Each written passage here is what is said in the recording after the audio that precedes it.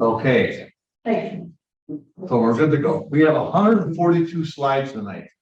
So we're gonna hustle, okay? So some will go quicker than others, some will be a little longer, but I think hopefully you'll enjoy this. So as you can tell, it's entitled Haeger Pottery, its history, and its legacy. So we're gonna get right into this, okay? To fully appreciate the impact and the history of Haeger Pottery, we need to go back in time. Nearly 2 centuries. We're going to go back to 1839. And we're going to head overseas. We're going to head into Germany. In fact, Mecklenburg, Germany is what we're going to look at, because this is the location where David H. Haeger was born.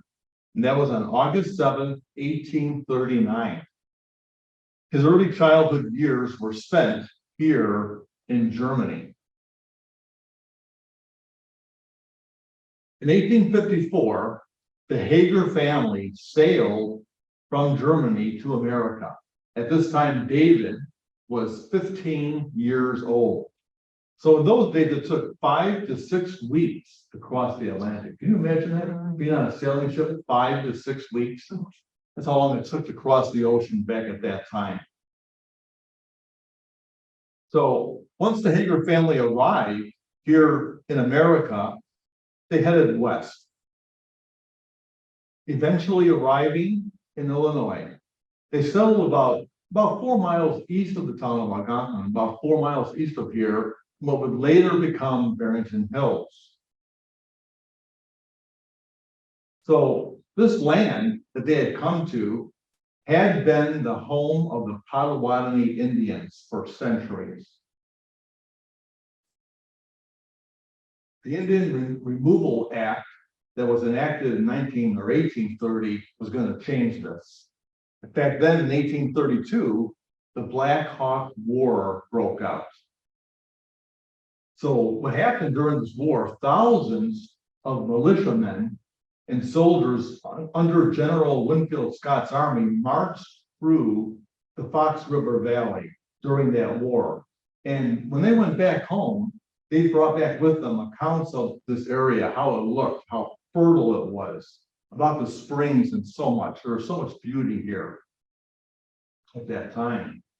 So all these events led to the expulsion of the Native Americans who had settlements and burial mounds in the area. And this set the stage for the development of the Fox River Valley area. When the Haegers arrived here from Germany in 1854, Algonquin, Barrington, Carpentersville, and Dundee, they were nothing more than just really tiny, small hamlets, very small bunches of people that were living here. And this was because the Indians, of course, were here before that for many, many years. In fact, the largest town around was Elgin at that time. And they had 2,000 people living in Elgin at that time. Chicago was the biggest city. It had 70,000. That was the size of Chicago in 1854. So a few years prior to the Haeger's family moving here to this area, a company had been established in the hamlet of Dundee. It was named the Dundee Brick Company. And this was in 1852. This is when it was established. So the original owners of this brick company, their names were Hull, and I think it's pronounced Gillette. I'm not sure if that's correct or not, but that's how I'm pronouncing it. So in short order, this company attained the reputation of producing the highest quality brick in the entire region. This is a newspaper article from the Belvedere Standard newspaper from 1856. And it's talking about this brick here. And it talks about the Dundee brick, and it says that it's thought by many to be of superior appearance to the far-famed Milwaukee brick. And another article a few years later in the same paper, again speaking about this brick, said that they are a pale yellow color and as hard as cast iron almost. They are the best brick we have such, and look better in a building than red brick. So this brick that was being made in Dundee had a reputation of being very high quality brick.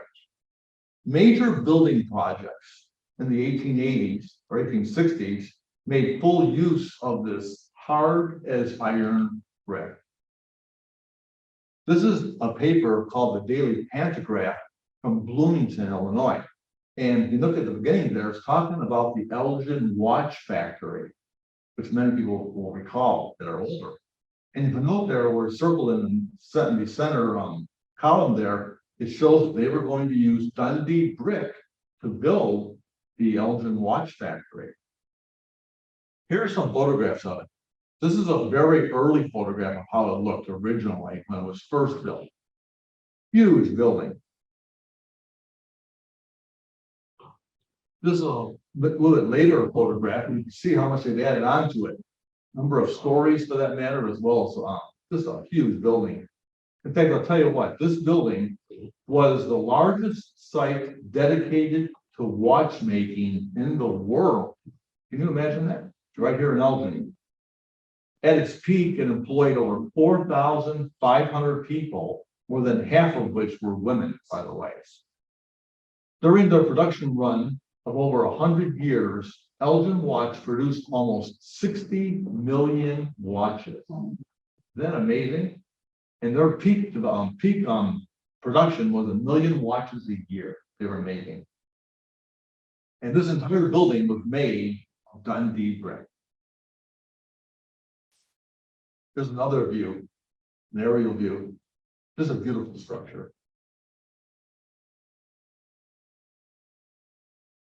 It was a sad day when the Elgin Watch Factory closed its doors in 1964. And then, even more sad when the building was demolished in 1966. Could you imagine that? It's very terrible. I wonder, what did they do with those millions of Dundee brick that were used for that building? Because bricks can be reused, you know, and they didn't use them that I know of. So, but yes, there's an amazing loss there. But the point is this was made in the 1860s. And Dundee brick was making at that time millions of brick a year. Isn't that amazing? This is a book that I have. It's the 1871 Combination Atlas of Kane County. What an amazing book. And it made reference to the Dundee Brick Company. This is what it said. The present company expanded in 1867. They are employing about 60 hands, and their annual sales amounts to about 3 million brick. That's back then. The clay from which this beautiful cream colored brick is made is contained in the high bluffs on the east side of the Fox River. That deposit is an immense mass, some 60 feet deep and practically inexhaustible. That's what they said back then. It wasn't the case. It did run out eventually. So, but this shows you what was going on back then at that time period. So then it made one more statement. The facilities for the important business are unsurpassed and the demand is almost unlimited. So this was a very, very well-known company. But now we're going to jump a little forward to 1871. This was a major turning point in our history for a number of reasons. First of all, East Dundee incorporated in 1871 and started to have elected officials. David H. Haeger moved to East Dundee and he purchases this brick company, renaming it the D.H. Haeger Brick and Tile Works Company. Do you already know that before Haeger Pottery was Haeger Pottery, it was Haeger Brick? How many knew that? A couple of you, huh? The majority didn't, yeah. It was Haeger Brick originally. That's why I was going into about the brick company beforehand, so you'd understand its background. And then another factor that happened in 1871 is that the Chicago went up in flames. Chicago fire. The fire wasn't extinguished until October 11th, so it burned more than 3 days. Unbelievable. And in its wake, this fire claimed over 600 lives. It spread over 4 square miles. Imagine a fire spreading 4 square miles in the city. It destroyed 18,000 buildings and left 100,000 people homeless. So it was a very devastating fire. Here's some photographs. So here, first of all, here's a map showing the devastation. So a huge portion of Chicago was burned at that time. But here's some actual photographs of how it looked. This is a picture beforehand of the First National Bank. It was at the corner of State and Washington. But here it is before the fire. That's after the fire. Wow.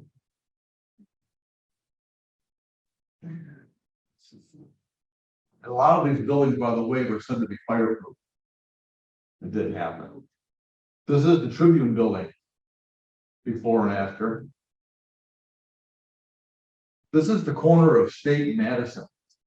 This is a well-known picture, but it shows the devastation, doesn't it? It's unbelievable what this fire did.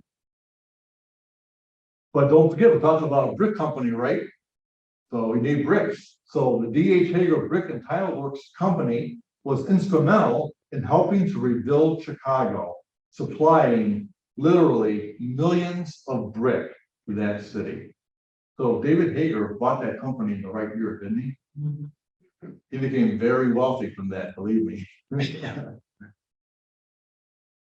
This is a photograph of some of the workers that were working for the brick company back then. And this photograph just amazes me because I'm looking at some of the ages of these people. Yeah, that's right. Did you see that? They look so young. Here we're close up. Look how young. They're little boys, you know? And that's how there wasn't the labor laws like we have today back then. And you know how many hours, by the way, people worked back then? They were 12-hour days. That was the way it was for most companies. Everybody worked 12-hour days back then. And 6 days a week, by the way. So that's how it used to be, you know.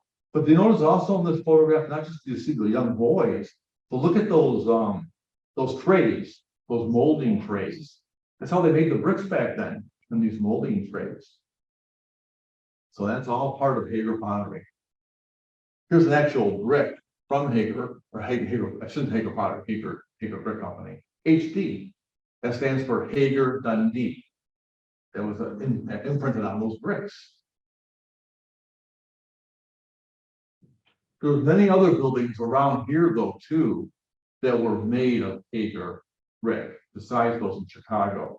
This is another immense structure. This is the Elton State Hospital, how it looked when it was first built. It was a beautiful building, just beautiful. This hospital received its first patient on April 3rd, 1872. But you know what it was called back then? It wasn't called Elton State Hospital. It was called the Northern Illinois Hospital and Asylum for the Insane. That's what it was called back then. So they kind of changed the terminology a little bit. Now this is some buildings that you might be familiar with because this is in Carpentersville.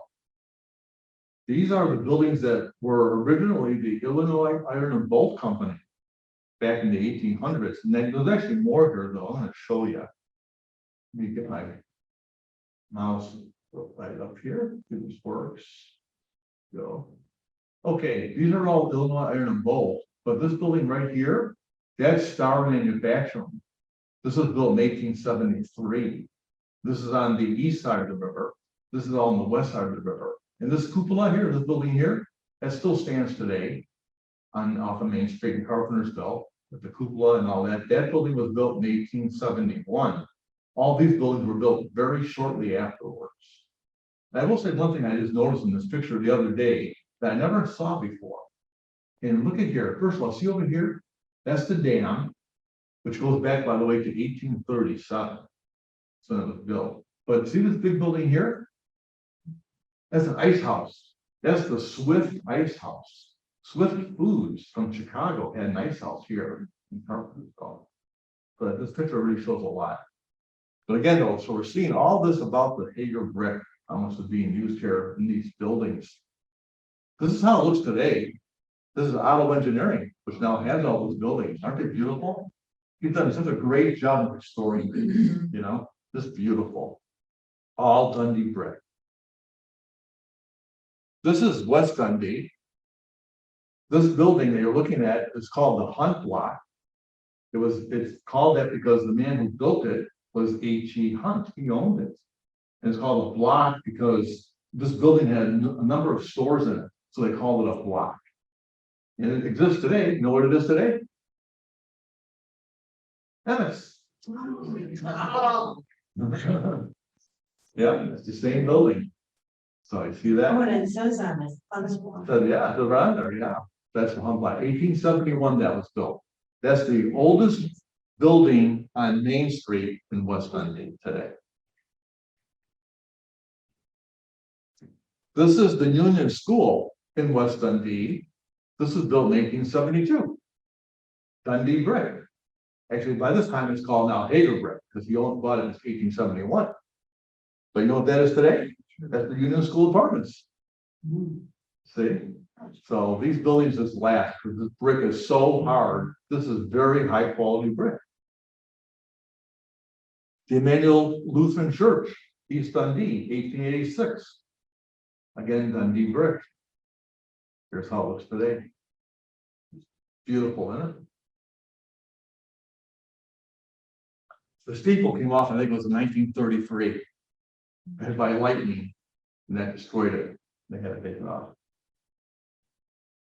Here's the First Congregational Church of Dundee. This was built in 1901. This church has a little more of a special significance we'll talk about because David H. Haeger, when he moved to Dundee in 1871, he started attending this church. So family had attended this, as he had attended this church really for generations now.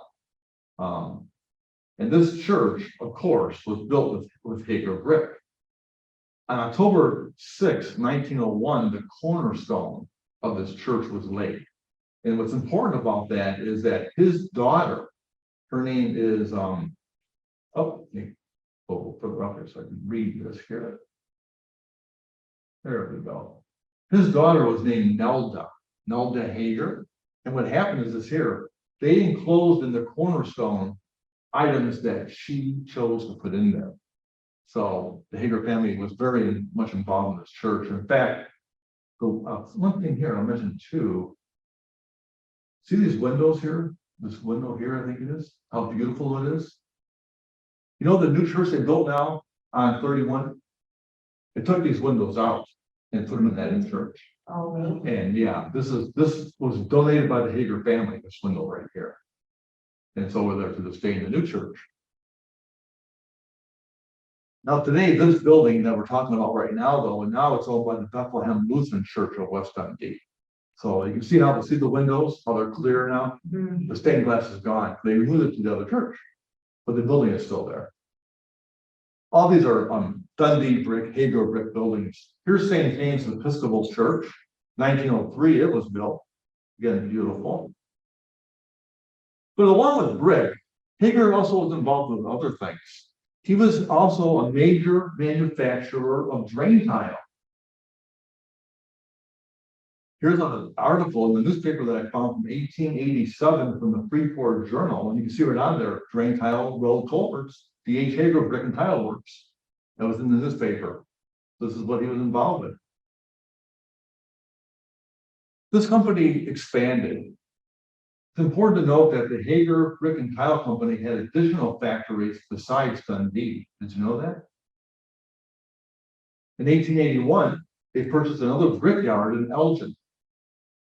Then in 1885, he purchased land in what was then called Gilbert's Station, which today is simply Gilbert's. And here he built a new factory producing both brick and drain tile.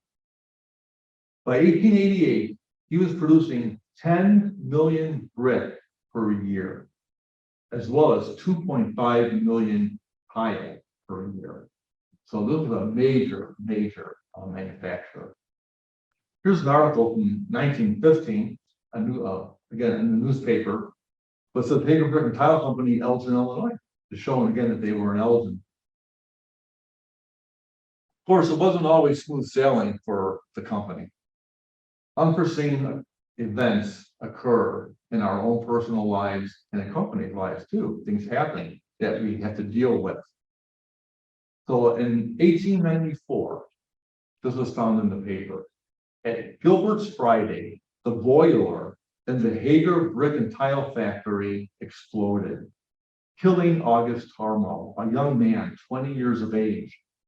It blew the engine house to atoms and set fire to the factory, which was burned to the ground together with all the factory property. The loss will amount to about $40,000.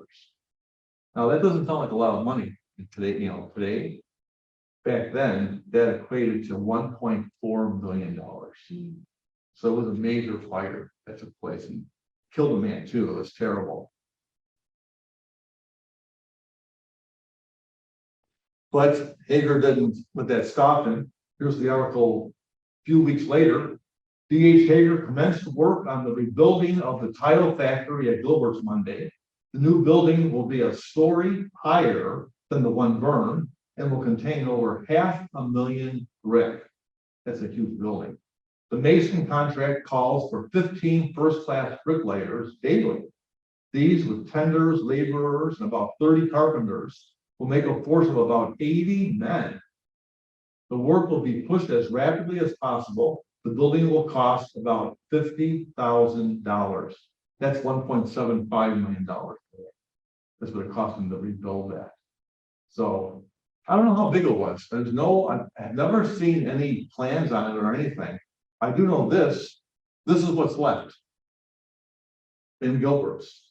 This is part of the original Haeger plant that was there in Gilbert's. This is now it's a apartment for I think two families looking at it. But exists still in Gilbert's. So on June 7th, 1900, this is the date that David H. Haeger died. So what happened is this: his sons Edmund and David took over the management of the many businesses their father had established under the name D.H. Haeger Bricks and Tile Works. By 1900, Haeger's multifaceted industry had included coal, wood, flour, grinding, as well as bricks and tile, plus the management of 3,000 acres of farmland. So you can just see how much they were involved in so many different things. This is amazing. I have a couple of articles that I found that just touch on some of these different facets. Like here, this is the Woodstock Sentinel newspaper. Here's talking about them renting out a parcel of a farm, 290 acres. This was adjoining Huntley. So this is their property. I thought this one here was interesting too. This is talking about them getting robbed. And this was in the Inner Ocean, which is a Chicago newspaper. It says a safe in D.H. Haeger's coal office at Dundee. So he had a coal office in Dundee. Was broken into by burglars early this morning. About $300 was taken. So it goes on to say, I'll read the whole thing. It's kind of interesting. From there, the thieves went to the post office and succeeded in getting in, but they were frightened away while at work on the safe.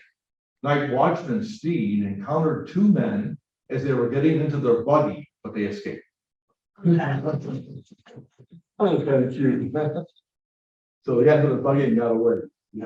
So anyway, fun stuff. But this is the thing. So $300 doesn't sound like a lot of money to us, but back then that equates to $10,500 today. So it was stolen out of their safe. So, but they had this is their coal office in Diamond. They were involved with a lot of things. So David C. Haeger managed the business outside the brick and tile works, while his brother Edmund managed the brick and tile works. Edmund managed this from 1900 to 1919. And then in 1919, he purchased full ownership from the other family members. So not only did he manage it, he owned it from that point forward. Around 1908 or shortly thereafter, an employee of Haeger named Fred, I think pronounced it Reiki, I'm not sure, an experienced potter from Germany, showed Edmund Haeger a number of pieces of pottery that he had made. So a light bulb went off. Edmund envisioned the idea of an entire new category of products. So it was in 1912 that Edmund introduced the production of unglazed floral pots. Here's an example of what one may have looked at. like back then. So this piece was in the Haeger Museum, and it was labeled early experimental piece called a spill pot. Now, when I read this, I had no idea what a spill pot is. Do you? I'm going to show you.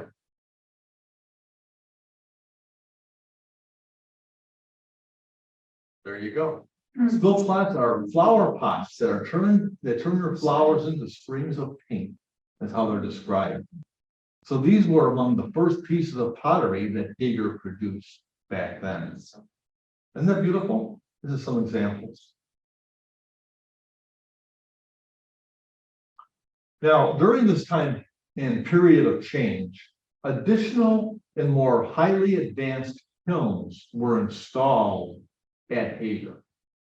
This is a photo of what's called a milk bottle kiln.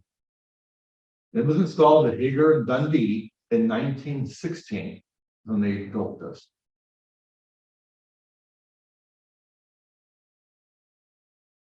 So the fires were set below to heat up the kiln using coal. And the temperature had to be between 1800 and 2400 degrees Fahrenheit. So that was pretty hot. The pottery was placed in the kiln here. Now, figure this out. It's a long way to go up that ladder. There's no escalators. That took some work. So this is what they did back then. The pieces of pottery were carried by the employees in what was called saggers. What a sagger is, it's a protective fire clay box that they would put on their head, and they would put that up the local ladder and place the pieces in there. Is that dangerous or what? This is what they did back then. So they would carry these saggers on their heads. And I'll show you a picture of it. There's some pictures of some saggers. And why was this important? Because they heated this up and put these unglazed pieces up here. They would add salt or soda to the kiln. And what would happen is this: the high temperatures that were in this kiln created an atmosphere that was rich in sodium vapor that interacts with the aluminum and the silica in the pottery. And this would form and deposit glass, thus producing the glazed pottery. This is how it's made. So this is why it's so important to do this. So it's pretty interesting. But what a job that would have been to take those pieces up there. Here's a picture, an example of saggers, these protective pottery boxes being carried on somebody's head. That's how they did it. That'd be hard on your neck, wouldn't you think? So interesting. This is, by the way, it's not Haeger pottery. This is a picture I found showing saggers being used. In 1914, this is the first glazed ware that was ever produced by Haeger. Isn't that beautiful?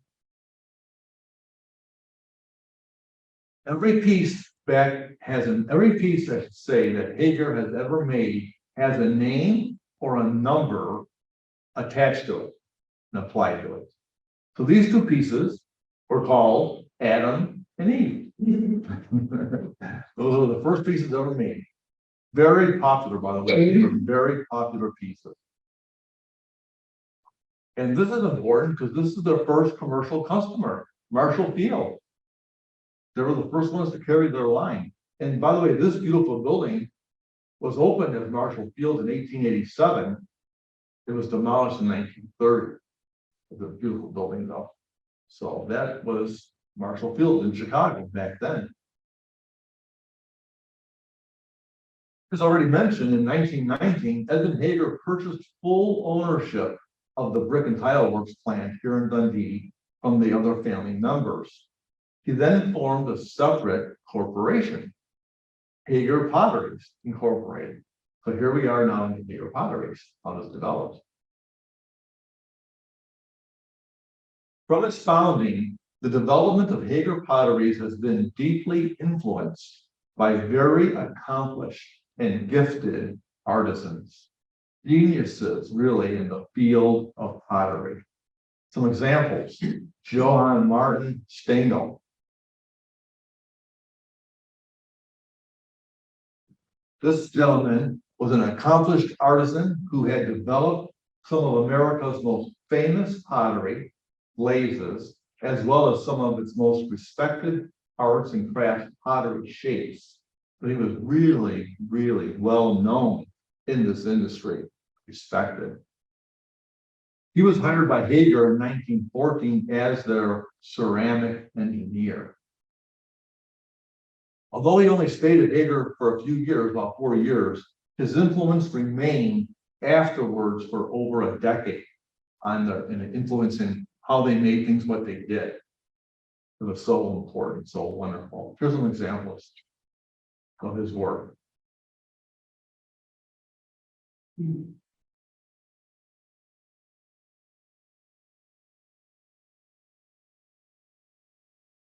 The glazes are just beautiful.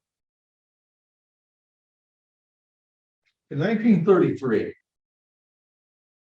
Chicago celebrated its first 100 years with a World's Fair. The theme was Century of Progress. This is a flyer or a flyer from the Chicago World's Fair. But this is a photograph of it, of how it looked. This is in Chicago.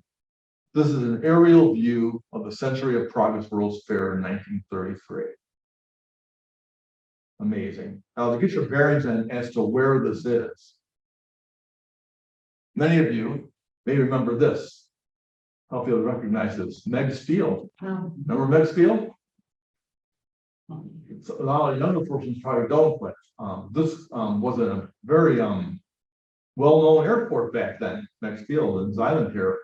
It was Meg's Field until March 31st, 2003. How long has it been now? 2003, almost 20 years. When they shut that down overnight. Remember that? They came in during the night and made holes and destroyed it, you know? What a shock that was for everybody, you know? So it was unexpectedly closed down. How many, anybody ever fly out of there, out of Meg's Field? Ever take an airplane out of it? I did it one time. So did you think once? Yeah, it was a good experience. Anyway, this is how it looks today. The same island. This is where, of course, the Century of Progress was. The only structure remaining that we can identify that was in all these photographs is the Haeger Planetarium. So you can see it there on the bottom left, going back to 1933. See, it's still there. But this is where this World's Fair took place. And why is this important? Because it was in this setting that Haeger constructed a 10,000-foot L-shaped neoclassical building at this World's Fair. He divided it into two wings. One contained an exhibit hall, and the other was a state-of-the-art working factory there in Chicago. See that there? That's the kiln that he used. And they produced a lot of pieces here. I'm talking nearly 5,000 pieces a day were coming out of this factory in Chicago of these pieces like this. 5,000 pieces a day they were making in Chicago. The brilliant exhibit caught the imagination of the public, but there was more to the attraction than just the modern technology. Edmund Haeger had invited world-renowned Native American potter Maria Martinez to display her wares and also demonstrate how pottery was made in the San Ildefonso tradition. Maybe I'm pronouncing that incorrectly, sorry. But very, very famous potter.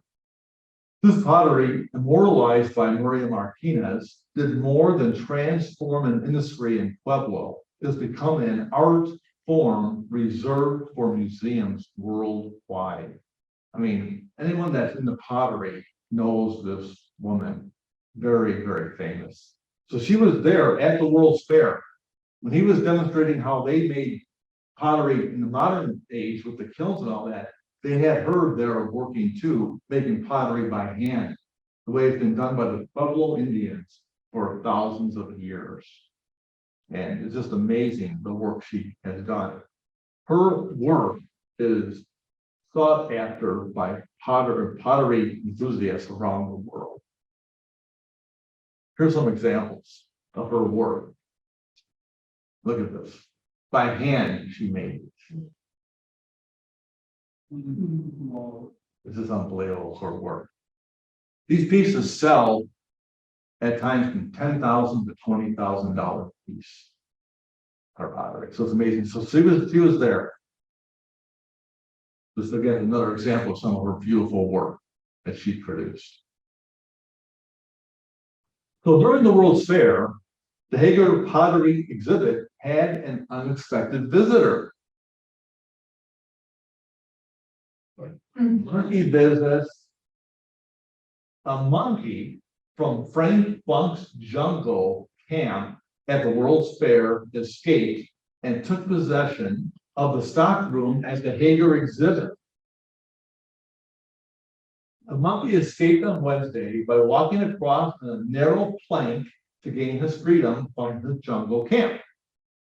He wasn't found until the next day when one of the workers at the Haeger exhibit walked into the storeroom and found the monkey sitting on a top shelf with broken pieces of pottery covering the floor. Well, this was trouble.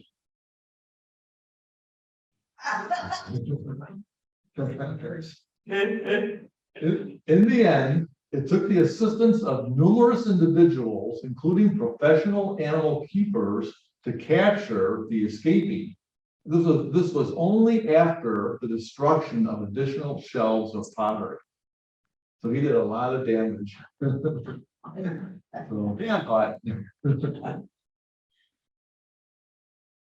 So shortly after the conclusion of the Century of Progress World's Fair, a major event took place in Dundee. It was announced in the Waterloo Daily Courier newspaper dated August 14, 1935. And what this is this. Mr. and Mrs. Willard F. Estes of Moyer Street returned Sunday from Dundee, where they attended the wedding reception for their son and daughter-in-law, Mr. and Mrs. Joseph F. Estes, at their new home, Bravings, in Dundee. Mrs. Estes was Barbara Mills Haeger before her marriage last Monday evening. So this is the granddaughter of David H. Haeger, Barbara, who has passed away now for about 10 years now. So a very sweet lady who I actually had met and talked with. So here is her husband, Joseph F. Estes. It was in the same year, 1935, that this gentleman began working for his father-in-law, Edmund Haeger, at Haeger Pottery. Because of his remarkable abilities, insight, and drive, he was about to take Haeger to an even higher level of excellence. By 1939, he was the general manager of Haeger Potteries. He, along with his father-in-law, introduced Royal Haeger to the world. And this became an instant sensation. A paper in 1940 stated that Haeger was the country's largest art pottery. That's how successful this company is and was back then. Here's some examples of Royal Haeger. Look at the beauty of some of these pieces.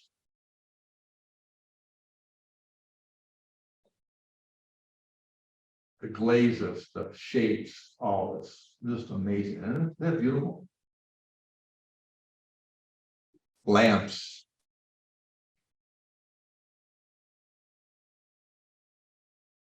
I'm not talking about it in presentation. I mentioned the plate that they had built in Elgin and also in Gilbert's. I don't bring it out in presentation because it happened later in the 1930s. I think it was 1939 actually, that Haeger bought another plant in Macomb, Illinois. And in Macomb, Illinois is where they made all the lamps. So that was a Haeger plant. It's also gone, of course, now too. Look at that. Amazing. Also beautiful. These are very popular. We have in the room tonight in the back, a couple that own a antique store. J&S Antiques in West Dundee. And if you want to see Haeger Pottery, you have to go to their store. Because their store, they have probably one of the largest collections of Haeger available to be purchased anywhere, period. Isn't that true, Joe? Thank you so much. No, it's so true. So this is online too. J&S Antiques is located in West Dundee. It's in the parking lot behind Main Street there to get in. You gotta go into the parking lot in the back, down the stairs. So if you haven't been there, you need to check out his Haeger as well as other things he has. It's an amazing store. Here's other pieces. I love this, all the horses. Isn't that beautiful? This goes on and on. There's so many pieces. You know, this is only a touch of the pieces. There were hundreds and probably thousands of pieces that were made. So these are only a small sampling, I was saying, of the remarkable pieces that was designed by Haeger. They searched out and they hired the best artisans and ceramic engineers in the industry. And they had examples. Franz Joseph Koenig, Royal Arden Pickman, Francis or Frank Petty, as well as Eric Olson. And this is just to name a few. There were many others too that were involved, but these are 4 examples of the quality of artisans that they had hired that made these beautiful pieces of pottery that we can enjoy to this day. Here's a few more other photographs just showing some of the beauty.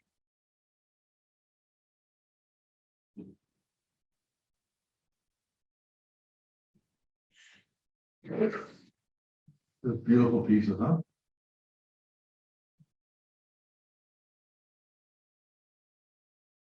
The Royal Haeger ceramic lines, they continued to grow and evolve.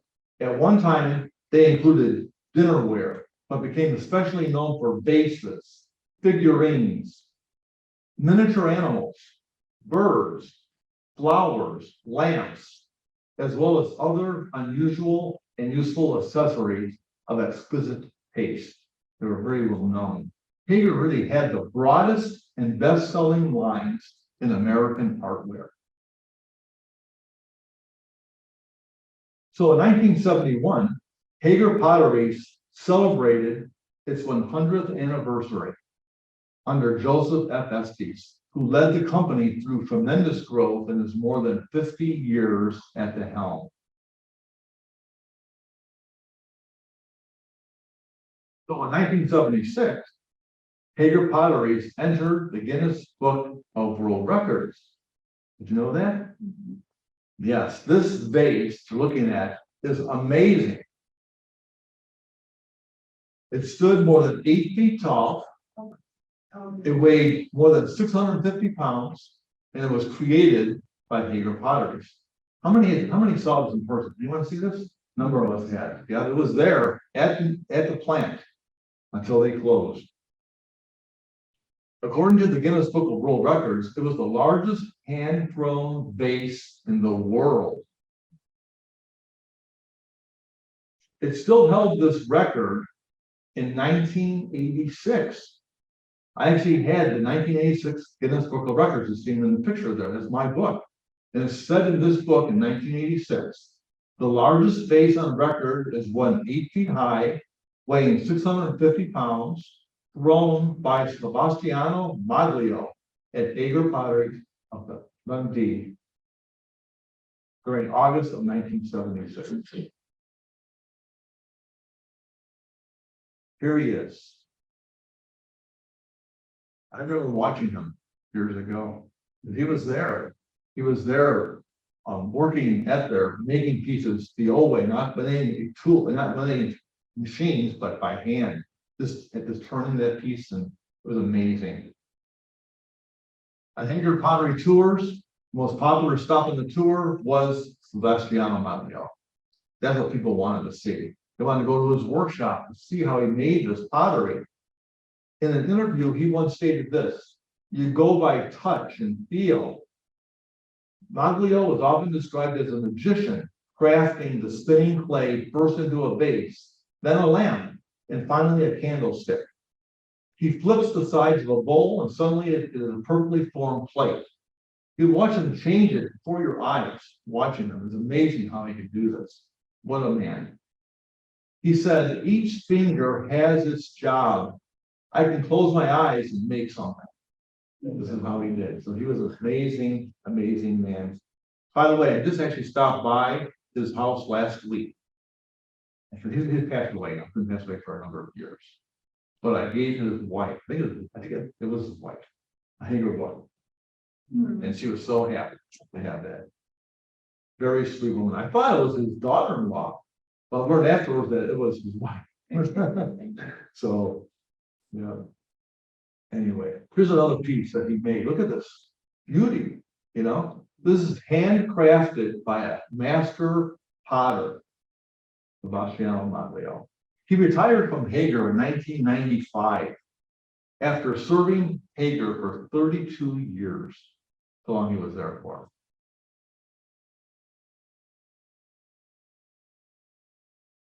In 1979, Joseph Estes' daughter, Alexandra Haeger Estes, she's the great granddaughter of the founder. She became the president of Haeger Pottery. The fourth president in 145 years. That's all they had, 4 presidents. Every one of them, same family. She continued the family tradition and elevated Haeger to even higher levels of excellence. Producing more than 2 million pieces a year, Haeger was one of the largest producers of pottery in the United States. They were right here in our backyard. Haeger products were carried by such retailers as Marshall Field's, now Macy's, Bloomingdale's, Gump's, Tiffany's, Crate and Barrel, J.C. Penney, Lazy Boy Galleries, Linens and Things, Pier 1 Imports, and others, as well as many florists, garden centers, and home centers. So it was known throughout. Keeping up with the ever-changing business environment and competition, Alexandra Haeger Estes developed an entire new line of stoneware products that was distributed by major name retailers. Here's some examples of how it looked. These stoneware products that were made by Haeger.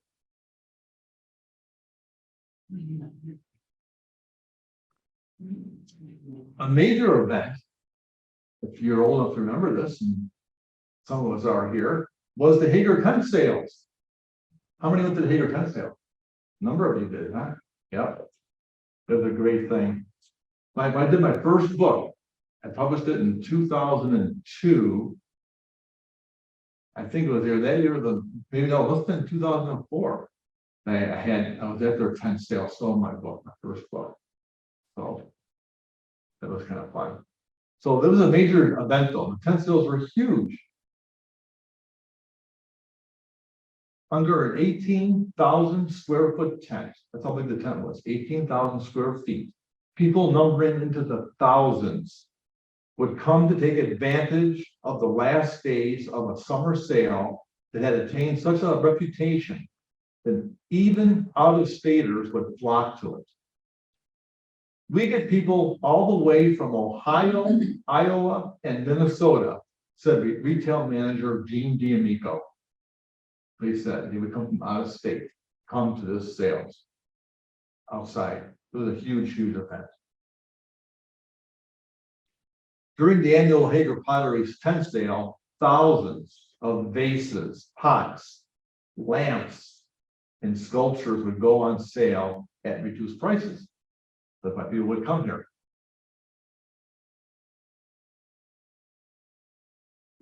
Just some other photographs.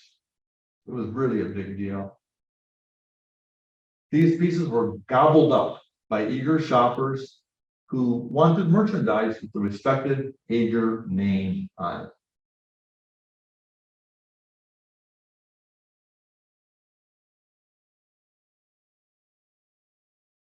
Well, the challenges and the competition that is in the business market today is ridiculous.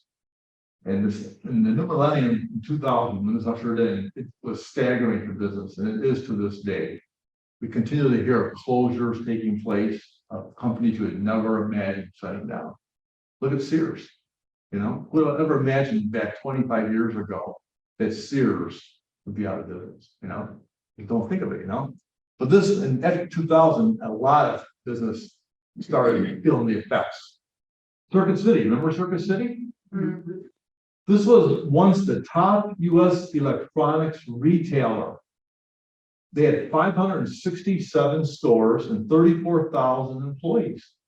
Despite that, they shut their doors in 2009. Borders, remember that name? Yeah. They said 19,500 employees. That's how big they were. They were huge. At the beginning of 2010, they had 511 stores. 511 stores. Despite that, they closed their doors in 2011. Blockbuster, Oh, yes. remember that? Love that. Yeah, I love those stores, Well, oh boy, they were huge. In 2010, they actually filed for bankruptcy in for reorganization, chapter 11. Tried to reorganize, shrunk way down. They had 300 stores left. And those finally shut down in 2013. That was the end of that. So they're gone. Radio Shack. Remember all these names, They had 4,000 stores. You imagine that? 4,000 stores. They were the company that came out and produced or sold the first mass market computer. I mean, they were for electronics. When I was a young kid, that's where you go to it for, that's the way it was, Again, gone, totally gone. Well, in early April 2016, it was announced that Haeger Pottery was closing. The Courier News had the article, company calls it quits after 145 years. So President Alexandra Haeger Estes stated, and my other great granddaughter, founder, she said, foreign competition, post-recession consumer frugality, and changing tastes sealed the company's fate. So that was the reason why it went down. It's a common tale for many American manufacturers to hear this being shut down. But unlike the makers of more prosaic goods, Haeger promises to leave a vibrant legacy. The rich, vibrant, beautiful works of Haeger Pottery will continue to adorn our homes and those of our families now and for generations to come.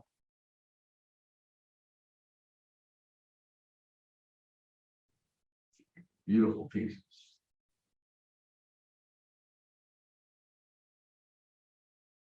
This goes on, and this is only a small sampling.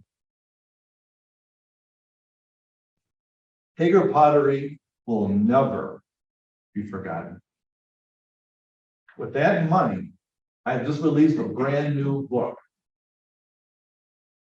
A few months ago, this came out. And this is the book on Haeger. It documents the 145-year history of this iconic company that started in Dundee.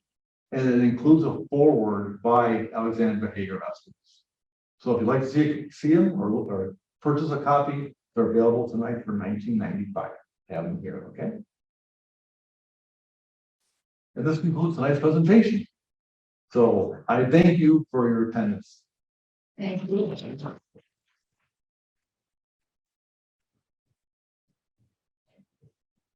So are we going to go through any questions here, Katie, or can do questions or no? Yeah. Okay. What's happened to the building? The building was purchased by a plastics company, and that was actually making like liners or can liners type deal, and they were in Carpentersville. for years, they moved there, but because of the fact that they use like a powder, baby powder that smelled, they were shut down. They're not in there, so they own the building, it's sitting there in very poor condition. Oh, And I foresee them to tore out, that's what I think it'll be tore out. Line 3-1, but it looks really bad, really. Like, The object that they put on their heads to take the pottery to the kiln, what would you say that word? stagger, Spell SAGG3AR. it. Stagger. I never heard of it. I never did either. I learned that from Lexi. Let's see, like, hold that. And I looked it up, and I did research on it. That's what it is, yeah. are you a member of the Haeger family? Excuse me? No, I'm not. There's friends of mine. I know Lexi pretty well, Ray, you know. This is the one I do, I've gotten so many people, I'm so blessed. Doing this very, you know. What's the tree? When the Haeger family came over from Germany, where did they get their money to purchase that, This company? the brick? He was in business in Barrington. He was very highly successful in Barrington. There, and I'm trying to think of what he involved with. I know this. But I actually have this in my book. I have researched it. Wasn't it a mill? What was it he was doing? I don't remember now. Can't think of my mind. So he didn't come from Germany and welcome in. He was a little boy. When Green came, when his family, they don't know they were all, you know, they didn't know.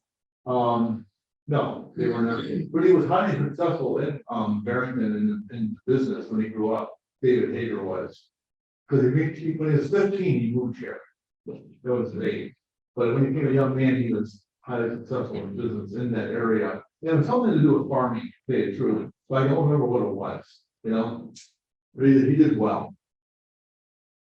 Yeah. Anybody else? The companies that made yellow bricks, or was it just his company? I'm sure there are some other companies, you know, that had that color of brick, you know, but I don't know where. I do have a book from the 1800s. It's a geology book, actually. And this book talks about the brick here in Dundee. How it was so unique for the area. Because of the fact it didn't have these different different ingredients in it, I should say, that were detrimental to brick. That's why it made it so hard and all that. You know, like Galena, everybody been to Galena? Galena brick is the opposite. Galena brick is red and it's very soft. It's only hard for about a quarter of an inch, then it's soft inside. So when the brick deteriorates, it falls apart. The reason I asked you that was when I first came here 40-something years ago. Yeah. My husband's father was a bit of an antique guy and he'd always, you know, influenced his son. And the town they were from was Chicago Heights, which is way in the south suburbs. And he said, "You want to see the yellow brick road?" And there's a yellow brick road in Chicago Heights. There you go. It's like a private road and it was must have been up to some kind of it was, you know, steel. Yeah. I don't know if it's a steel place or just a smaller, but it's yellow and There you go. white. Yeah. Halfway and it's yellow brick road. And I wondered if I'm saying yellow. I'm sure that there are other companies that did really do. There's a lot of buildings you'll see all over the place that have lighter color bricks. It's not just here. But they were known for back then, you know, and the brick, it actually ran out too. By the early, well, I don't even know when it ran out. They used to get in train loads of clay every week from down south. That was on for the color we're talking about. They were getting, like the carloads with clay for every week for working at the factory for a decade. So it did run out. Anybody else? What is the name of that antique store again? James and J&S. Antique store. Oh, well, that's. Yeah, Joe and Sharon. It was Joe and Sharon. There you go. Oh, there you go. I heard you have to write it. Joe's actually a friend of mine, and by the way, here's I love his shops. Thank you so much. Check it out. Thank you so much. Yeah, check it out. You brought, look at what he did, look above you. Oh, He my. brought one of the, they was a bigger really. So he actually sells? Yeah. Oh, there's next. I got thanks pretty bad for closing. Yeah, I just wanted to get a glimpse of it and then we'll just put it away real quick, just a little exhibition. Some of the items that we do have. And we'll put it away very much. You had a question, you had a question. I wrote a little story about the pottery, the building. Yeah. I lived in Schaumburg in the 70s. My daughter was in the water, and I would bring her out, way out here to Dundee to shop in the store. And she, when no one was around, she would run up and down the ramp, there. Oh, yeah. Love it. So tonight, I called her and I told her I was coming to hear this, and she said, I was terrified of that place. She said it was so big and I said, where you at? And she said, the only thing that got me through was that when we got up to the checkout counter, there was those jars of candy stick. I didn't even know that.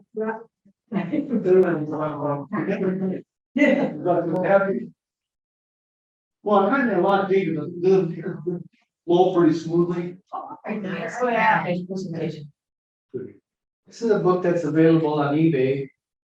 A lot of the story that Phil covered is in there. So I do have a couple of questions from everyone online. Sandy asked if the family is involved in any manufacturing now. No, No, it's true. Okay. no, they're retired. She also asked, where does the potter reside now, the famous one? The big one, they had an auction in Chicago. Where they auctioned off all their pieces, and that piece was also auctioned off. So down a private, I believe a private residence. Back Sharon, Rosa, you're. Sharon knows a little bit about it. Yeah, one of the. The big thing, Yeah, one of the big base you're talking. yes. Yeah, one of the, Myers Richardson, his son is supposed to have bought the race.